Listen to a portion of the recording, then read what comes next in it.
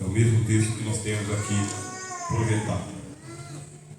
Está escrito: ora, o nascimento de Jesus Cristo foi assim.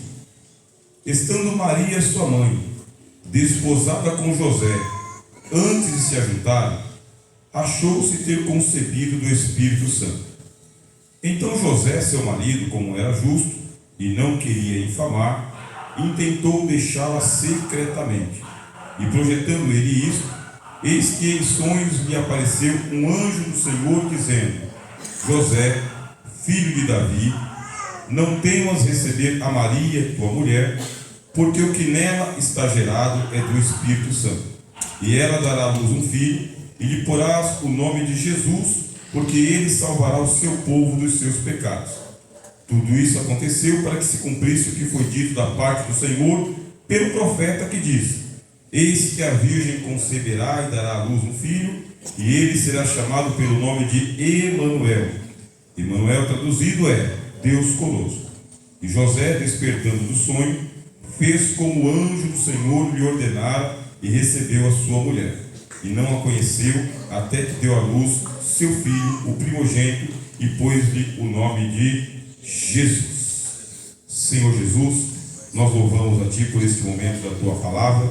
Que o Senhor nos dilate o coração, que cada irmão e irmã receba o Teu Evangelho na íntegra do Senhor, pelo Espírito Santo, e possamos compreender toda a Sua vontade. Amém? O Evangelho de Mateus, ele é aquele Evangelho que abre o Novo Testamento. Nós temos o Senhor Jesus como sendo o nosso Salvador. A Bíblia diz que nenhum nome há dado abaixo dos céus, além do nome do Senhor Jesus, pelo qual nós devamos ser salvos. O que é impressionante é que nós adoramos ao Senhor Jesus, cremos no Senhor Jesus, mas muitos de nós têm pouco conhecimento sobre Jesus. Isto é, pouco conhecimento bíblico. A gente conhece bastante Jesus das pregações, dos testemunhos, dos louvores, mas impressionantemente, uma grande maioria de evangélicos conhece muito pouco de Jesus nas Escrituras, dos Evangelhos. E isso não é exclusividade nossa. Por quê? Jesus ele foi morto no ano 30 da era cristã. Nós temos um erro de calendário. Era para nós estarmos em 2028. Nós estamos em 2023. Houve um erro de calendário, porque esse calendário ele foi reformado lá na Idade Média. A Igreja Católica fez a reforma do calendário. Havia um calendário chamado calendário Juliano, do imperador Juliano, e depois foi feita uma reforma no calendário no tempo do Papa Gregório. Aí você tem o calendário gregoriano, que é o que nós temos agora. E eles esqueceram ou não souberam contar os chamados anos bissextos. E como não contaram os anos bissextos, nós estamos no ano de 2023 e era para a gente estar no ano de 2028. O Senhor Jesus, ele pregou o evangelho dele durante 3 anos e depois de 3 anos ele foi crucificado e morto. Ele começou a pregar o evangelho quando ele tinha 30 anos de idade, porque só era permitido que um rabino ensinasse a partir dos 30 anos. Ele só podia entrar nas sinagogas, pregar para todo mundo sobre todos os assuntos a partir dos 30 anos. Ele ficava dos 13 anos de idade até os 30, ensinando a juventude, ensinando as pessoas do dia a dia, mas não tomando a palavra. Ele só podia dirigir a palavra a partir dos 30 anos. E a mesma coisa aconteceu com João Batista. Começou a ensinar também a partir dos seus 30 anos, lá no deserto. Cristo pregou o evangelho por 3 anos. No final de 3 anos foi morto, ressuscitou, e a missão veio para os apóstolos. Eles começaram a ensinar o evangelho. Só que eles não tinham um Novo Testamento escrito. O que é que eles tinham? As palavras de Jesus. Eles andaram com Jesus. Eles são testemunhas oculares, de corpo presente. Tudo que nós temos aqui em Mateus, Marcos, Lucas e João foi escrito por testemunhas oculares. Mateus, ele era cobrador de impostos, ele era um funcionário público. Mateus, ele falava o latim, que é a língua dos romanos, ele falava a língua do grego, que é a língua dos galileus, e ele falava o hebreu, que é a língua dos judeus. 3 idiomas falava Mateus: latim, grego e hebraico. Era um funcionário público, ele tinha formação e boa influência também. Mateus foi chamado pelo Senhor Jesus na coletoria de impostos. Cristo passou, a coletoria ela tinha lá centenas de cobradores de impostos, e entre essas centenas ele olhou para Mateus, que era chamado de Levi, da tribo de Levi, e disse: vem e segue-me. E ele não pestanejou, ele não pensou 2 vezes. Eu sou funcionário público, eu ganho muito dinheiro aqui, vou ter que deixar o meu emprego para seguir um pregador. Ele não pensou assim. A Bíblia diz que ele, deixando logo a coletoria de impostos, seguiu o Senhor Jesus, o que é uma lição para nós. Nós não podemos procrastinar a obra de Deus, o chamado de Deus em nossas vidas. A gente fica no banco esperando, a gente fica em casa esperando, a gente fica no nosso emprego esperando. Mas se houver um chamado do Espírito Santo, se houver um chamado de Deus, é para hoje. Não é para depois, não é para amanhã, não é para o ano que vem. Deus sabe quantas pessoas Ele já chamou e as pessoas adiaram atender ao chamado de Jesus. E é por isso que ainda tem muito serviço para fazer.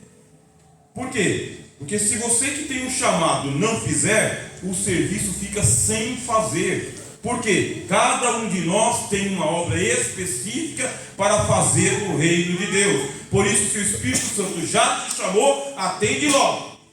Mateus atendeu. Ele deixou a coletoria, seguiu o Senhor Jesus, e com isso ele viu de perto tudo que está escrito aqui no livro de Mateus.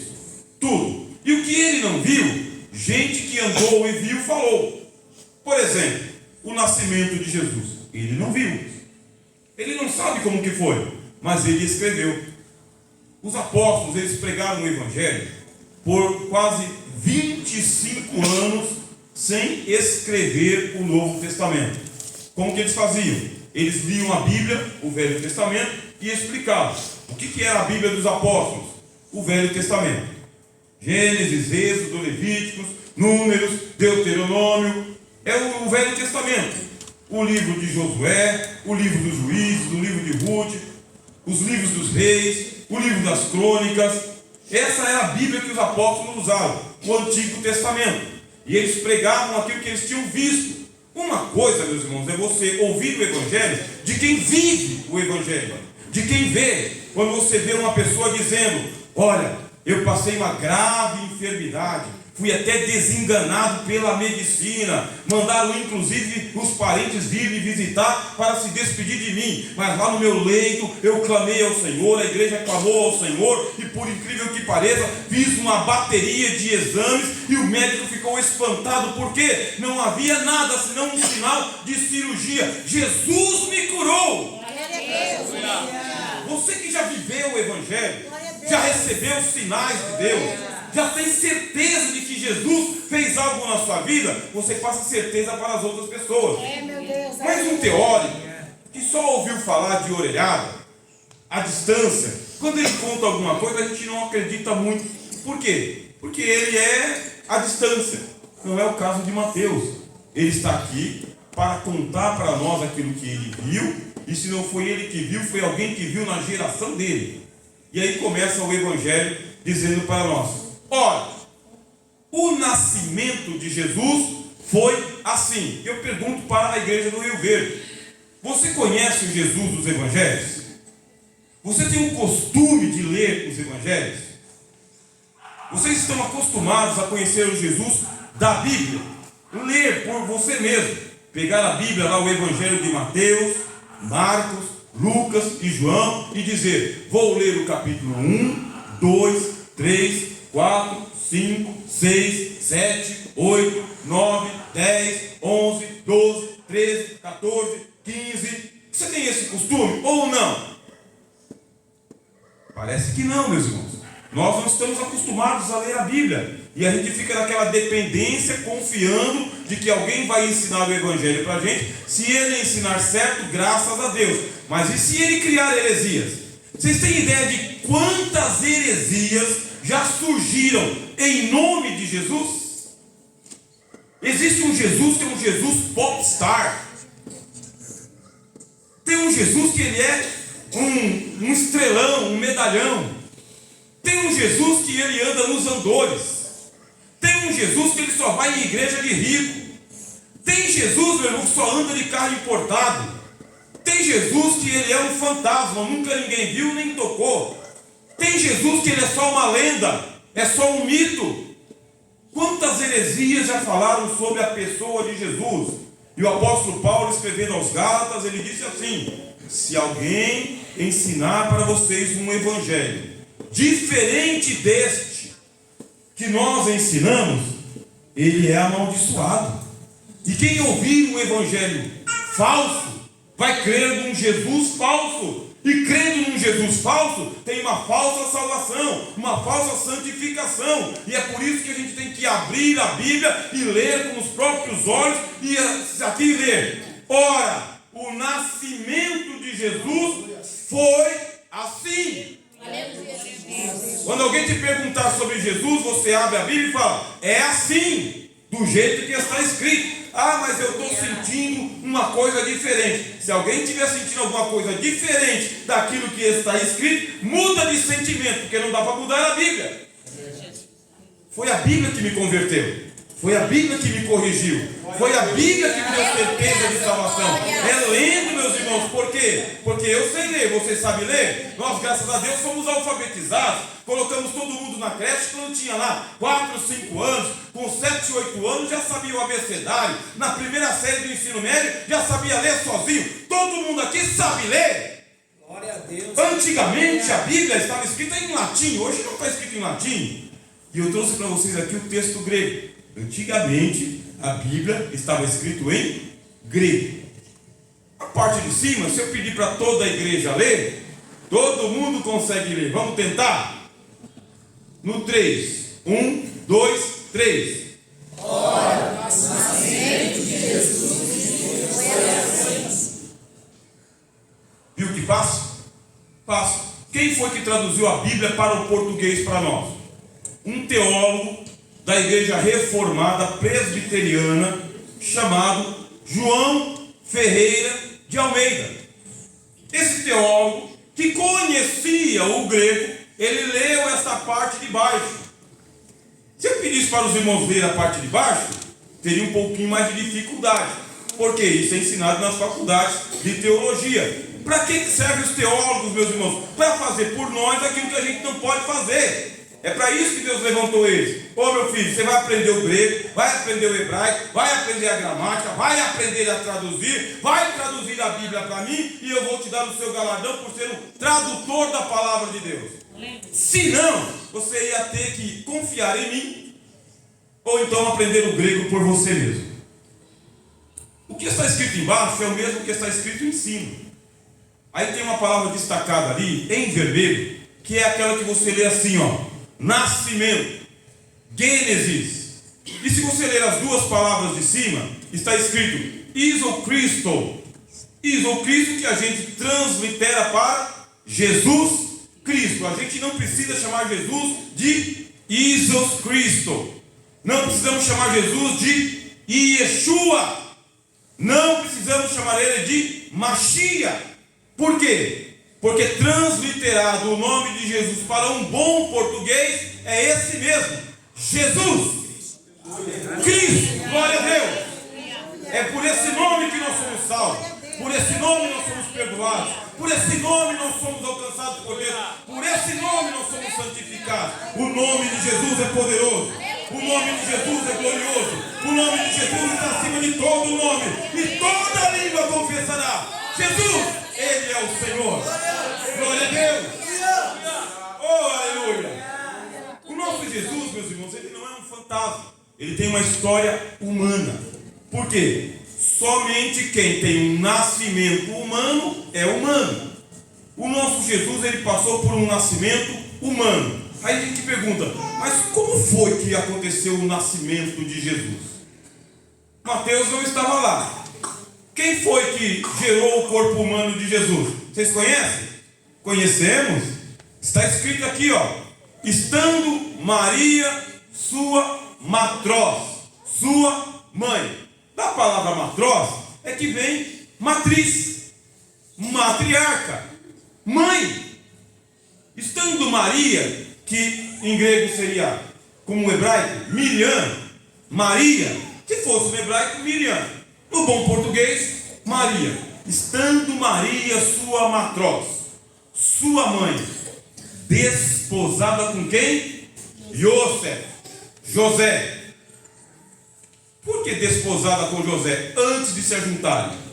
Porque quando a gente está lendo a Bíblia é um livro, meus irmãos, que ela tem aqui, nas minhas mãos. Nós estamos em 2023. O último livro foi escrito por volta do ano 96 depois de Cristo. O primeiro livro começou a ser escrito por volta do ano 1500 antes de Cristo. Portanto, nós temos um livro aqui de 3.500 anos atrás, escrito em hebraico, em aramaico e em grego antigo, traduzido para o português. Agora você imagina como entender um livro de 3.500 anos atrás, de um povo diferente, de uma língua diferente, de uma cultura diferente da nossa, muito diferente. Como entender? Como que eu vou entender esse texto? Estando Maria desposada com José antes de se ajuntarem. Tem uma palavra ali no grego, que você está vendo aqui destacado em vermelho, que é prim, da onde vem a palavra princípio.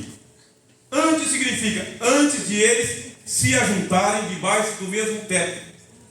Qual que é a cultura antiga? Vai haver um casamento. Nasceu uma menina. Quando nascia uma menina, essa menina, ela estava sob a tutela do pai. O pai, dentro da cultura bíblica, ele é o patriarca. Patriarca significa o pai mais antigo. Então o pai mais antigo, ele é o patriarca. Quando você ler a Bíblia, sempre saiba, a cultura bíblica, ela é patriarcal. Ela não é machista, ela não é misógina, ela é patriarcal, porque Deus estabeleceu o Adão para ser o pai de família. Ao lado de Adão, colocou a sua Eva, para que homem e mulher tomem conta da sua prole. Esta é a cultura bíblica. Quando nascia uma criança, se fosse menino, esse menino ele ia ser criado como criança até os 13 anos de idade. Por que 13 anos de idade? Por causa da puberdade, mesmo. Não é assim no mundo todo? Até que tempo que a criança é criança? Enquanto o corpo dela não começa a ganhar feições e fisionomia e forma de adolescente. Enquanto ela ainda está com a mesma voz, os mesmos pensamentos, os mesmos gostos, os mesmos sentimentos, é tudo criança. Quando que é criança na Bíblia? Do nascimento até os 12 anos. Quando começa o desenvolvimento das meninas? A partir da primeira menstruação. As meninas têm a sua primeira menstruação, o corpo começa a ter a transformação e, de acordo com a cultura bíblica, deixa de ser a menina e vem para a tenda das mulheres mais velhas. Enquanto é menina, fica brincando com as meninas lá, só tem algumas tarefas de criança. Mas assim que a menina se torna mocinha, ela vem para a tenda das mulheres, a casa das mulheres, e ela vai aprender junto com a matriarca, a mãe, a fazer aquilo que é dever das mulheres. E o menino, quando que ele deixa de ser menino? Quando começam a surgir os primeiros pelos nele, no rosto, no bigode. Aqui o primeiro fiapo aqui, ó, de barba. Que ele olha assim debaixo do braço e fala, eu não sou mais criança.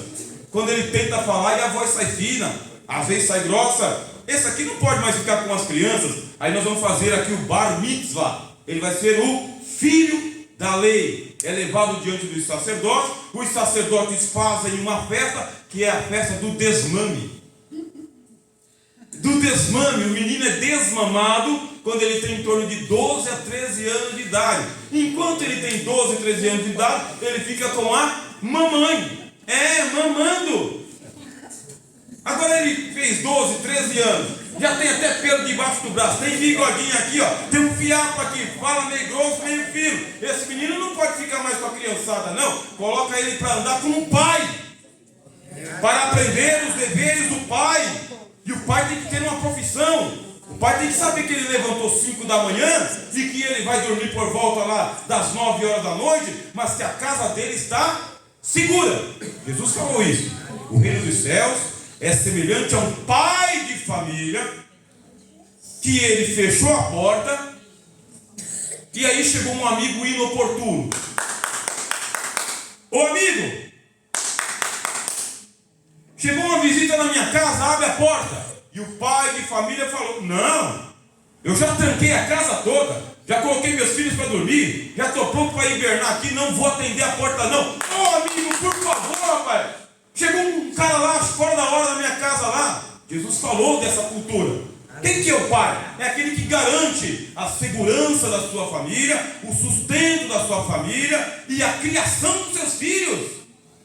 É isso, é assim que você lê o Salmo 128. É com essa cultura. Se nós seguirmos o padrão da Bíblia, a cultura da Bíblia, o que está ensinado para nós, nós vamos viver o melhor de Deus nessa terra. Eu quero viver. Você quer viver?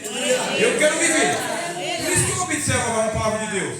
Num detalhe, meus irmãos, eu examino a palavra de Deus e convido toda a congregação do Rio Verde e a quem ouvir essa palavra. Seja crítico em ouvir a palavra de Deus e colocar ela em prática. Nessa cultura bíblica, o pai de família, quando nasceu Maria, ele fez um contrato de casamento com o pai de José. Nós não sabemos a idade de José, mas a partir dos 13 anos até os 30 ele tinha que se preparar para poder assumir a casa dele. E Maria, só a partir dos 13 anos é que ela poderia ser entregue em casamento. Portanto, nós temos aqui Maria, que ainda está na casa dos pais, e José, que ainda está nas casas dos pais, se preparando para quê? Para ter uma vida comum. O que é uma vida comum? Deixará o homem, seu pai e a sua mãe, unir-se à sua mulher, e serão os dois uma só carne. Isso é a vida comum, meus irmãos. Esse é o plano de Deus para todo ser humano. Que você fique na casa do teu pai e da tua mãe até você pegar independência espiritual, psicológica, financeira, mas vai se preparar para pagar sua própria conta de luz, para pagar sua própria conta de telefone, vai se preparar para limpar o seu próprio chão, vai se preparar para ter os seus próprios filhos. Isso é Bíblia, é cultura da Bíblia, desde todos os tempos, para todo mundo, meus irmãos. O casamento é uma instituição de Deus. José e Maria queriam isso para a vida. Maria, ela queria crescer, prometida em casamento a José, e ela gostou de José, e ela estava reservada para José, aguardando José. E José, trabalhando porque ele tinha que pagar o dote. O que a gente sabe? Que José, ele era carpinteiro. Carpinteiro não é uma profissão qualquer. Eu, por exemplo, não sou carpinteiro. Se fosse para mim ser carpinteiro, eu tinha que ser um especialista e ficar com alguém que sabe fazer carpintaria. Pede para mim fazer um banco desse daqui. Vai demorar 5 anos para fazer um banco desse aqui. Não sou carpinteiro, não sei derrubar uma árvore, passar uma lixa, uma plaina, colocar na forma, não sei. Portanto, ele tinha uma profissão, era uma boa profissão. Todo mundo tinha que ter uma mesa de madeira, uma cadeira de madeira, as camas eram feitas de madeira, pedestal era feito de madeira. Quer dizer, José, inteligentemente, rapaziada, ele desenvolveu uma profissão que ia dar condição dele sustentar a casa dele. Vocês têm que pensar nisso, né? Vocês aí que vão se casar, vão levar uma moça para dentro de casa, né? Vão montar a casa. Qual que é a profissão que vocês estão desenvolvendo? É a profissão do meu sonho, mas dá dinheiro? Dá retorno? Paga as contas? Não dá para viver. Meus irmãos, projeto de vida com os meus adolescentes. Eu tenho um jovem lá que ele queria ser guarda ambiental. É o que ele queria ser, guarda ambiental. Ele falou, quero ser biólogo. Aí eu falei, você quer ser biólogo? Quero ser biólogo. Tá bom, vou fazer o seu projeto de vida aqui. Entra na internet e vê quanto tempo vai demorar para você se formar biólogo, em que faculdade que oferece, quanto custa esse curso, se você consegue pagar, e quanto você vai ganhar, e quanto tempo vai demorar para você recuperar o seu dinheiro de volta. Uma semana depois ele veio, não vai dar. Não vai dar. Eu falei, por que não vai dar? É 2,5 pau por mês, rapaz, eu vou morrer de fome. E quando o tempo demora, nem vou falar, professor, nem vou falar. E aí, o que você vai fazer? Eu vou mudar de profissão, alguma coisa na área, mas que dê um retorno para mim. Tem que escolher uma profissão que pague a pizza, meu irmão. Que dê condições de sustentar o seu carro, se você gosta de carro. É isso, sustentar a casa é isso, meus irmãos. Se a gente não tiver um projeto de vida e a gente se preparar, aí fica pendengando de um lado para o outro. Aí não tem casamento que aguenta, né? Não tem amor que aguenta, vai caindo por terra. O José tinha profissão e era uma profissão boa, carpinteiro. Não dava para ficar rico e milionário, mas era uma boa profissão. Mas era uma profissão de um homem do dia a dia. Maria estava tranquila, José já tinha sua profissão. Antes de se ajuntarem, por quê? Porque o contrato de casamento ia do nascimento da moça até o dia da núpcias. O pai preservava a sua virgem, é o que diz o apóstolo Paulo na carta aos Coríntios. Cada homem saiba preservar a sua virgem. Vocês já leram isso na Bíblia? Nunca leram? Nós vamos ler um dia, está lá em 1 Coríntios, capítulo de número 7. Cada pai saiba preservar a sua virgem. Se você quiser casar a sua virgem, casa. Se você não quiser casar a sua virgem, não casa. Ah, mas essa cultura não cabe mais para nós, porque agora a virgem que escolhe. Se vai casar virgem, se não vai casar virgem, já mudou tudo. Em tudo quanto é canto. Isso aqui é doutrina ultrapassada. E a gente tem um monte de doutrina ultrapassada na igreja. Mas não é verdade, meus irmãos. Doutrina não está ultrapassada. A doutrina permanece a mesma. Modificaram os costumes, mas a doutrina continua a mesma. A mesma. Quem faz planejamento familiar, quem tem intenção de manter a sua casa de pé, para não ter que depender de ninguém, meus irmãos, tem que andar com os 2 pés no chão e o coração em Deus. É isso. Então, antes de se ajuntarem, tem toda essa preparação de Maria e José. Até que Deus entra nesse versículo aqui que nós estamos vendo. Antes de se ajuntarem, o que Maria queria era ter uma vida de dona de casa. É nesta geração, meus irmãos, em que o feminismo entrou com tudo, desensinando as mulheres. O feminismo não ensinou nada, ele desensinou. Porque nós não precisamos do feminismo para podermos ser mulher de Deus e saber como se portar dentro da nossa casa. Nós temos um exemplo aqui das mulheres de Deus que sustentaram a sua casa. Você não precisa da cartinha do feminismo, porque ela veio desensinar as mulheres em como ser mulher. Ter autonomia financeira é bom e necessário, ter personalidade, ter caráter, ter autoridade, tudo isso aí a gente aprende aqui na Bíblia. Aí veio o feminismo desensinar uma grande geração e, consequentemente, um monte de gente já não suporta ficar 3, 4, 5 anos, 6 anos casado com um marmanjão. Já está pensando em desmanchar tudo. Olha, a Maria, ela queria ser dona de casa, mãe de família. Parece uma ofensa. Que negócio é esse? Dona de casa, mãe de família, umbigo no tanque. Isso aí não está certo. Aí vem com aquela revolta toda. Por isso que a gente fala para o rapaziada, elas não querem umbigo no tanque, nem na pia. Não querem não. Querem lava-louça, máquina de lavar. Quer tudo isso aí. Quer micro-ondas. Querem geladeira duplex. Não quer passar vermelhão no chão mais. Não pode já se viu um negócio desse, meu irmão? Não quer mais passar vermelhão no chão, velho. Minha avó passava, minha mãe passava. Tinha uma cera que tinha uma enceradeira em casa, assim que eu brincava, pra lá e pra cá com a enceradeira. Agora não tem mais na minha casa porque o piso é outro. Pois é, agora tem que desenvolver uma profissão, porque é isso que as nossas irmãs querem. Não as feministas querem nada. Mas as irmãs querem, eu também quereria. Se eu fosse irmão, quereria também. Ah, quereria. Ah, gosto também. Eu mesmo gosto do meu controle da televisão, não tem que levantar, ó, só para apertar o botão aqui. Eu gosto de pegar a chave do carro e bater na partida lá e ir embora. Todos nós gostamos de conforto, e de bom conforto, de boa vida. Não é verdade? Para isso o planejamento, meus irmãos. A Maria queria isso, o José queria isso. Aí diz o seguinte: mas antes disto, Deus tem uma obra na vida de José e de Maria. Onde que está Deus nesse negócio? Aonde que está Deus neste negócio do seu planejamento familiar? Você está planejando Deus na sua vida? O seu trabalho para Deus? o seu ministério, o seu chamado, a sua posição neste lugar aqui. Deus faz parte da sua agenda, da sua rotina, ou é se der, quando der? Lá vai Deus e ele visita Maria. Como? Achou-se ter concebido do Espírito Santo. Como que foi o nascimento de Jesus Cristo? Estando Maria prometida em casamento a José, antes que acontecesse o enlace matrimonial, ela achou-se com a criança no ventre. Está ali, ó, destacado em amarelo para vocês. Pneumatos rádio, que é o Espírito Santo. Pneumatos rádio, achou-se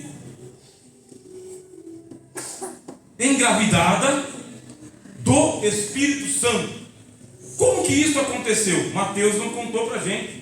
Para você saber como isso aconteceu, vai ter que andar o Evangelho de Marcos e o Evangelho de Lucas, porque Lucas é que escreveu essa história. Mateus escreveu por volta do ano 54 e Lucas escreveu por volta do ano 62. Quer dizer, 10 anos ou 12 anos depois. Se você quiser saber no detalhe como foi, vai ter que ler o Evangelho de Lucas na tua casa. É, lição de casa, ler a Bíblia. Olha que lição de casa para o crente, ler a Bíblia. Porque lendo a Bíblia, ninguém te pega no contrapé. Você já sabe o que está sendo pregado. E se alguém inventar uma história aqui, você fala: que história estranha é essa? De acordo com Mateus, foi assim: achou-se. A criança começou a mexer no ventre dela. Ela não estava preparada para aquilo. Ela estava preparada para ser uma mãe de família, cuidar do seu esposo, chamado José, e levar uma vida comum, como você e eu. Mas um dia nós tivemos um encontro com a palavra de Deus. Um dia nós aceitamos a Jesus. Um dia o Espírito Santo veio morar dentro do nosso coração. E todo o projeto, pensamento, planejamento que a gente tinha saiu da horizontal e subiu para a vertical, para a presença de Deus. Você agora tem o Espírito Santo. Você já não é mais uma casa vazia. O Espírito Santo se move em você, porque a obra de Deus tem que ser feita de dentro para fora. Glória a Deus. O Espírito Santo quer que vocês preguem, ele quer que vocês orem, ele quer que vocês profetizem, mas ele quer que vocês nasçam de novo. Tem que ser nascido de novo. Nós não podemos ficar focados em fazer uma obra missionária para ganhar o mundo inteiro e nós não sermos salvos no último dia. Quem está naquele grupo de transmissão que eu criei? Todos os dias eu estou enviando ali uma meditação na salvação de Noé. E hoje eu falei para vocês, a gente não pode esperar o último dia para saber se eu estou salvo ou não. Eu quero saber que eu estou na arca agora. Está todo mundo gritando que está se perdendo do lado de fora, que não tem certeza de salvação, que o diabo está pegando. Mas nós não, meus irmãos, estamos na arca, estamos em Cristo, certeza de salvação, esperando Jesus voltar. Glória a Deus. Quanto tempo Noé ficou na arca? 1 ano e 10 dias. Ele saiu antes? Não. Ele só saiu quando Deus falou: sai você e a sua família da arca. Antes não. Enquanto Jesus não voltar, meus irmãos, é essa a rotina: terça-feira, quinta-feira, sábado, domingo. Terça-feira, quinta-feira, sábado, domingo, escola bíblica dominical. Enquanto Jesus não voltar e você for morador aqui do bairro de Rio Verde e membro dessa congregação, esta é a rotina. E ainda colocamos mais uma rotina que vai ter aqui, ó, culto de consagração no sábado. Que glória, hein? Aí vem depois aí, ó, a confraternização dos nossos irmãos aqui, ó, no sábado também. Olha só que bênção, hein? Daqui a pouco vem aí o compromisso das irmãs na sexta-feira, amanhã, quarta-feira, 2 da tarde, todo mundo aqui. Isso é a rotina de crente. Se você não fosse crente, você não tinha terça, nem quinta, nem sábado, nem domingo. Sabe o que você tinha? Novela das 8, novela das 7. Sabe o que você tinha? Samba, pagode, fluxo. É o que você tinha. Campo do Corinthians, torcer para o Palmeiras. É o que você tinha. Mas Jesus entrou na sua vida e falou: tua vida mudou. Eu mudei a tua rotina, eu mudei a tua vida, eu mudei a sua agenda. Se conforta. Ora, glória a Deus. Eu agradeço a Deus porque Ele mudou a minha rotina. Eu não aguentava vida ruim, essa vida do mundo. Ficar indo para o futebol, arrumar briga no futebol, aprender capoeira, aprender kung fu, sair com aquela gangue, aquele monte de moleque. O que está olhando aí, meu? Está encarando o quê? Nunca viu, não? Jesus mudou essa natureza, meu. Aleluia, Deus. Mudou. Porque o Espírito Santo entrou para o profundo da minha alma. Meu irmão. Viver com o Espírito Santo é santidade. Pneuma do rádio. Espírito Santo. Ele está gerando Jesus dentro de nós. Aleluia. Glória a Deus. Mas nem todo mundo entende a obra de Deus na nossa vida. As pessoas não entendem, as pessoas olham pelo lado de fora e acham que é fanatismo, acham que é religiosidade, chamam isso de exagero, coisa demais, não precisa tanto assim. Tem gente que está de fora e não entende a obra de Deus na nossa vida. Eu estou falando de gente, inclusive, que é da família, gente, inclusive, que mora debaixo do mesmo teto. Porque nem todo mundo tem uma família abençoada, nem todo mundo tem o marido convertido, a esposa convertida, ou os filhos convertidos, ou o pai ou a mãe convertido. Eu sei que quando eu aceitei Jesus, os meus pais eles iam para a Umbanda.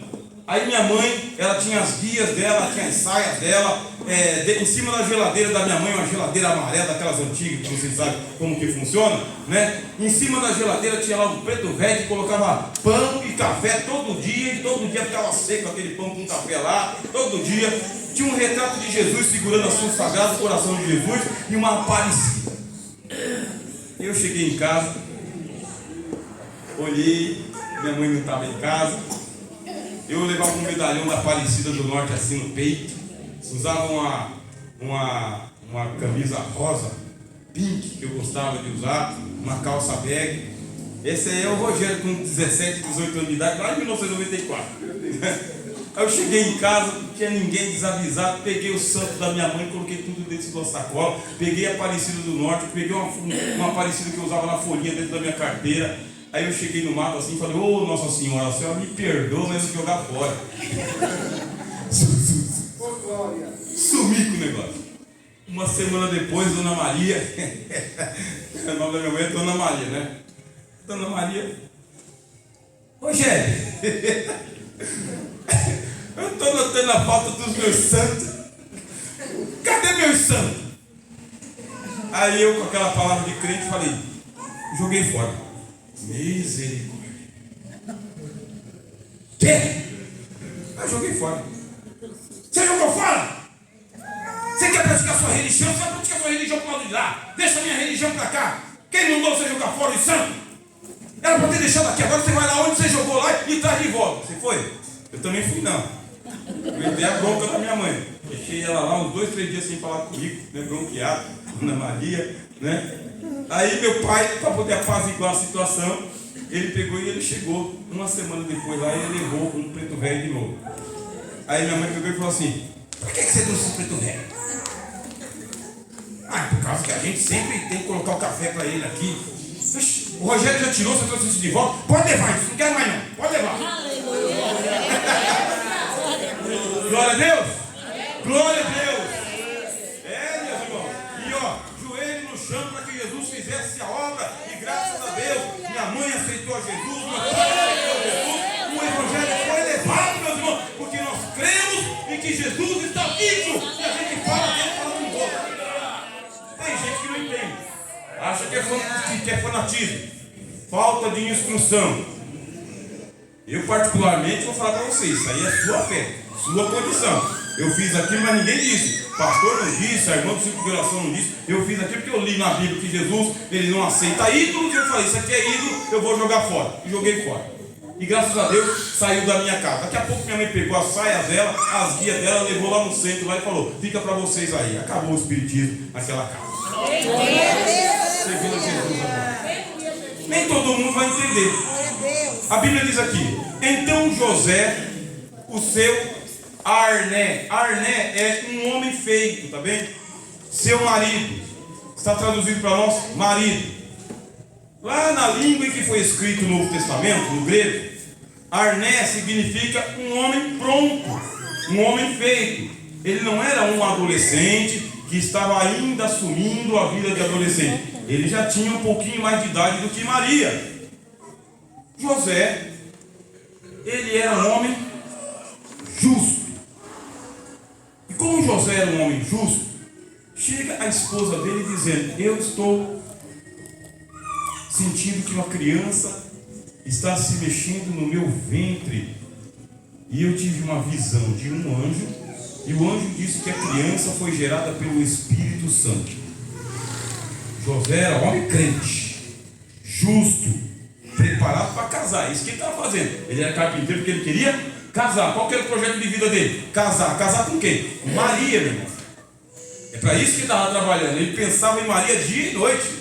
Ele só pensava em Maria. Cada martelada que ele dava ali num prego ali é por causa de Maria. Cada árvore que ele cortava era por causa de Maria. Cada banco que ele fazia era por causa de Maria. Cada hora a mais que ele trabalhava sem dormir era por causa de Maria. Ele amava Maria, porque desde o nascimento ela foi prometida. Quando ele olhou para Maria, os olhos dele brilharam. A minha Maria, Maria do Rosário. Os olhos brilham, o coração palpita. É pela mulher, pela esposa, pela amada. Aí ela chega e traz uma notícia sem pé nem cabeça. Porque a gente é acostumado a ser crente na igreja, de ouvir milagre aqui na igreja, de saber que Jesus cura, salva, batiza com o Espírito Santo e leva para o céu. Cura paralítico, cura cego, ele cura a pessoa que tem diabetes. A gente está acostumado a ouvir pregação aqui, ó, de tudo quanto é tipo. Pregação avivalística, que a gente rodopia, gosta bastante, né? Então a gente é crente de ouvir a pregação. Mas e quando a pregação vem para dentro da casa, dizendo: o milagre agora é com você.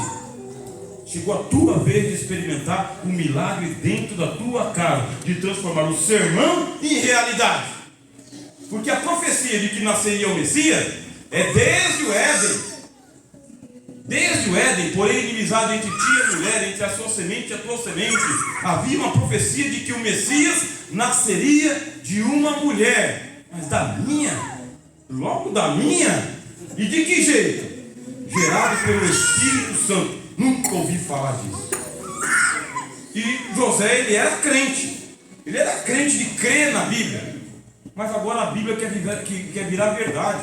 A Bíblia quer deixar de ser um livro que é lido no domingo, na terça-feira, na quinta, sermonário de pregador, para pregador apontar o dedo assim, mostrar que ele é poderoso.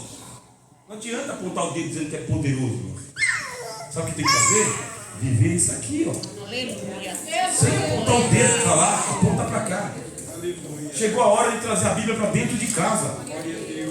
Chegou a hora de trazer a Bíblia para dentro do casamento, para dentro do emprego, para dentro da faculdade, para o ministério. É hora de viver a palavra de Deus na sua plenitude. José era um homem justo. E ele não queria negar tudo aquilo que ele tinha ouvido. Mas a história era fantástica demais. Quando eu era novo convertido, eu ouvi dizer que os bandidos pegou um irmão, colocou a arma na cabeça dele. E era o tempo das Kombi, né? Não tinha esses carros assim. Vocês devem conhecer essa lenda evangélica. Aí se colocou a arma na cabeça do irmão e falou: estamos em fuga. Liga a perua e leva nós que ele está em fuga. E o irmão pegou e falou assim: não dá, não quero saber. Não dá a partida da perua aí. Aí ele pegou e levou os bandidos embora. Chegou em determinado momento, os bandidos pegou e desceu. Obrigado, irmão, pode ir para o seu caminho aí. Assim que os bandidos desceu, a perua parou de funcionar. E ele falou: Jesus, que milagre é esse que o Senhor fez? Porque essa perua está sem motor. É fantástico a história dela. Para mim é lenda. Perua sem motor, pegar e andar é lenda. Mas eu era novo convertido, eu acreditava em cada coisa. Eu acreditava em tudo que falava. O irmão que disse que foi no caixa bancário lá, não tinha conta lá, não tinha dinheiro na conta, colocou o cartão e ele conseguiu o dinheiro da laje, porque Deus, Jesus depositava lá. Eu, glória, ela dava glória. Eu também quero, Jesus. Da irmã estava passando no meio do tiroteio e teve um tiro. O tiro pegou na Bíblia assim, entrou e foi até a página que diz: ele faz cessar a guerra até os confins da terra. Glória a Deus e aleluia. A igreja pegava fogo. Que na igreja se conta cada história, misericórdia. O carro está indo a 140 por hora, perdeu o controle, perdeu na curva, capotou, virou, amassou todinho. E o irmão saiu ileso com a família. Você já ouviu essa história? É aquelas histórias assim, ó, Jesus te abençoe e te guarde, meu filho, só se ele for no porta-malas. Já ouviram essa história? Aí pegou e falou, só se ele for no porta-malas. O carro foi, capotou, amassou todinho, o carro, todo mundo morreu. Só que tinha lá uma bandeja de ovo no porta-malas que não quebrou um ovo só. Só na igreja você ouve isso. O mar vermelho se abriu, o Jordão se abriu. Não é isso que a gente ouve? Na igreja a gente ouve a palavra de Deus e testemunhos mirabolantes. Quem viveu sabe o que é. Eu vivi, eu sei. Eu sei o dia que o meu celeiro estava vazio e eu tinha 2 missionários na minha casa que chegaram para a obra de Deus. Olhei no armário assim, não tinha nada, só uma jarra de água. Só uma jarra de água. Com 2 missionários para passar o Natal e o Ano Novo na minha casa. E quando eles chegaram na rodoviária, eu estava esperando um missionário só, chegou 2. Chegou 2. Quando os 2 desceram assim, Pai do Senhor, Pai do Senhor, o que nós vamos fazer agora? Quando chegou em casa, eu falei, vamos fazer visita. Não tinha nem café, nem café. Só que 3 dias antes eu tinha jejuado. Eu jejuei 3 dias. Jejuei 3 dias, estava com tanta fome, que eu resolvi matar a fome com suco de aquele suquinho vermelho que tem na Kisuke, né? Kisuke. Tinha lá na minha geladeira o Kisuke lá. Eu estava com tanta fome que eu acordei 2 horas da manhã com a fome. Aí eu peguei e as tripas estavam grudadas uma na outra. Aí deu uma dor de estômago, mas uma dor de sua misericórdia. Aí eu falei, vai quebrar o jejum. Só por Deus, né, meu irmão? 3 dias jejuando. Saí para fazer visita, meu irmão. Quando eu voltei, o celeiro vazio. Nada. Natal, Ano Novo, 2 missionários lá que vinham de São Paulo. E agora? Irmão, vocês vão dormir ali que a gente vai preparar um almoço aí, quando vocês acordarem, a gente almoça, né? É o combinado. Tomaram um banho e capotaram na cama que a gente preparou lá. Quando eles dormiram, eu ouvi lá a buzina de um fusquinha. Bonito, buzina de fusquinha, tá? Não é de carreta, não. Aí eu saio lá. Ô irmão Rogério, Pai do Senhor. Tá aqui, meu irmão, ajuda aqui. Fardo de refrigerante, carne, pacotes de arroz, aí colocou tanta coisa assim que começou a encher o armário, não tinha lugar no armário, ficou tudo pro lado de fora. Quando os varões acordaram, já estava lá para comer, meu irmão. Nós vivemos no Evangelho, não é mentira, é verdade, meus irmãos. O milagre existe, o socorro bem presente existe. Glória a Deus, você tem testemunho de Deus. Chegou o tempo da gente parar de ouvir pregações mirabolantes e viver as pregações mirabolantes. Por isso que nas quintas-feiras a gente vai aqui abrir a oportunidade para a multiplicação do talento. E você se levanta aí e fala, eu tenho testemunho para contar de cura, libertação, portas abertas, coisas que Deus faz na sua vida. Esse meu menino aqui com 15 dias de idade, 15 dias, chegou numa febre de 40 graus. Socorre, garoto, leva lá para o hospital. Chega no hospital, vamos tirar o líquor para ver se não é meningite. Uma agulha desse tamanho assim, colocou nas costas do menino que gritou, que doeu na minha alma. E leva o menino lá para dentro lá e colocou ele para tomar uma medicação. Roxeou, perdeu a respiração, parou a enfermaria todinha porque estava tendo uma parada cardíaca. Naquele momento, acabou o super-homem. Tem super-homem, não tem super-pregador, tem nada. Tem só o pó e a cinza. Eu vi ele assim, do vidro assim, os olhos cheios de lágrimas. E eu falei, Deus que serve os céus e a terra. Eu falei, Jesus, pelo amor de Deus. Aleluia, Senhor. Faz uma obra, Jesus, vai lá no meu filho, Senhor. Não leva meu filho, eu quero meu filho comigo, Jesus. Aí chegou aquela enfermeira, chamada enfermeira padrão. Um anjo de Deus. Pegou o menininho assim, pequenininho, entrou lá para dentro lá e colocou nele um soro para poder tirar aquela medicação que estava envenenando ele. Voltou, está aqui, ó. É que eu tenho que você tem, meu irmão. Crente tem coisa para contar que o mundo não acredita, mas a gente acredita, porque é verdade. Glória a Deus. José era um homem justo, estava levando vida de crente, mas a notícia não era fácil de acreditar. Era um homem justo e não queria infamar a jovem Maria, porque ela também era crente. Como que pode um crente infamar ou defamar outro crente? Não é coisa de crente, irmão.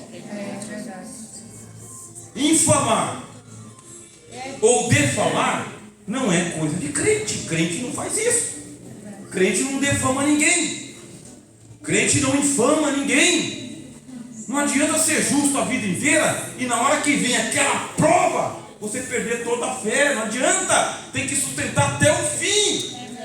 É meio mirabolante, meio estranho, mas você é homem de oração. Você é mulher de oração. Você é homem de evangelho, mulher de evangelho, homem de altar, homem de pregação. Não dá para negar Jesus nas tentações. Ele poderia pegar aquela menina que ele amava, por quem ele trabalhava, ele ia levar diante do sacerdote. O sacerdote ia preparar uma erva amarga, uma planta, um abortivo, tá? Ia pegar um abortivo, ia espremer aquele abortivo, ia levantar perante o Senhor e ia dizer: se essa mulher traiu José, ela vai abortar aqui na nossa frente agora, e nós vamos saber que ela é uma adúltera. E se ela for adúltera, ela será apedrejada. Presta atenção na consequência das suas escolhas, porque o que você escolher pode trazer uma consequência dramática para a vida de outras pessoas. Na dúvida, suspenda o juízo. Enquanto você não tem certeza, aguarda mais um pouco, espera mais um pouco. Você serve a Deus e não serve a Deus de balde. Você serve a Deus de dia e de noite para que Deus cuide de você e da sua casa. A gente ouviu aqui por 3 vezes Deus falando: nesta peleja você não coloca a tua mão, porque é coisa de Deus. Nós temos que aguardar pelo nosso Deus até Ele aparecer. Ele não está dormindo no céu esperando glória, não. Ele está conosco aqui dizendo: eu estou trabalhando no meio de vocês todos os dias. José era justo, Maria era justa também, mas ela apareceu dizendo que estava com a criança na barriga, que a criança era do Espírito Santo. É milagre demais para o crente, meu irmão. Tem milagre que é coisa demais para o crente. Glória a Deus. Mas Jesus, ele disse uma coisinha: boa medida, recalcada e sacudida. O que a gente está acostumado? Contar as moedinhas. Jesus fala de boa medida, recalcada e sacudida. E a gente está acostumado a contar moedas. A gente não está acostumado com grandes vitórias, coisa magnífica, além da imaginação. Estamos acostumados com o pão nosso de cada dia, dar-nos hoje. Aí chega a mulher dizendo: o que tem em mim é fruto do Espírito Santo. Ele não queria. Então diz ali que ele intentou deixá-la secretamente. Na última linha eu traduzi para vocês.